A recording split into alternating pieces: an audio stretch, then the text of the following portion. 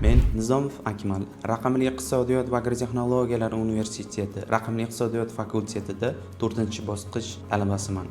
Hi everyone, my name is Orasta Makhmatkulova. I'm a second-year student at Business Faculty studying International Finance and Banking in the Coventry programs. 2 years ago, I still remember how I was standing in front of several interviewers telling about myself, my story, and why I need this scholarship. This time was emotional and I felt a little bit nervous, but everything was gone well. And from that time, everything has changed and so many things has happened.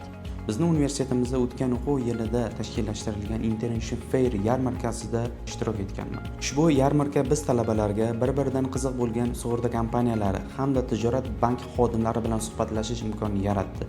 I won the full scholarship from Agrobank.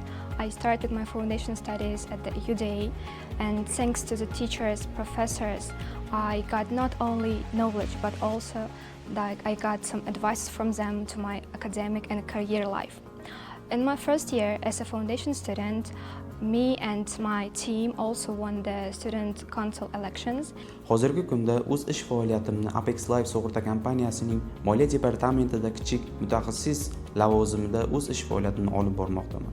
Shuni ma'lum qilamanki, o'tgan o'quv yilida Internship Fair yarmarkasini tashkillashtirilgan universitetimizning rahbariyat xodimlariga hamda karyera markaziga alohida minnatdorchiligimizni bildiramiz.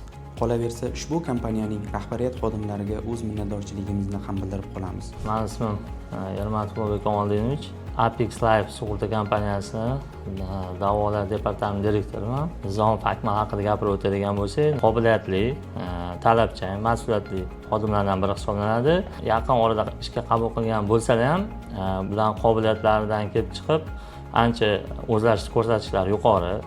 Ish tajribalarini o'rganish davom etyaptilar. Umid qilamizki, kelajakda shu sug'urta sohasida shu bilimlarni yaxshi o'zlashtirgan holda yuqori natijalarga erishadi va yuqori malakali kadrlardan bo'lib yetishadi deb umid qilamiz.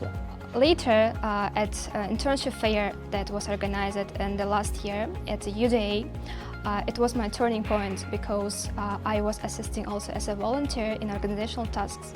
This experience was turning point because I talked with different HRs, get a feedback on my resumes, and I learned about myself, and I know myself and my working potential. Currently, I'm working and I had a contract with UN and working on a project called Technology for Resilience, developing the climate change platform for Central Asia.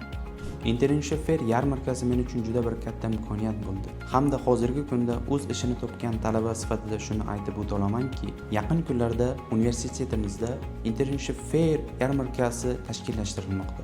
Agar siz ham o'z omadingizni sinab ko'rmoqchi bo'lsangiz, o'z CV hamda rezyumelaringizni tayyorlang. This is just the beginning of my journey, and I truly believe that everything and the best is yet to come. I truly believe that the best is yet to come.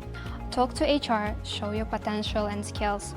Maybe here, who knows, here you can find your dream job.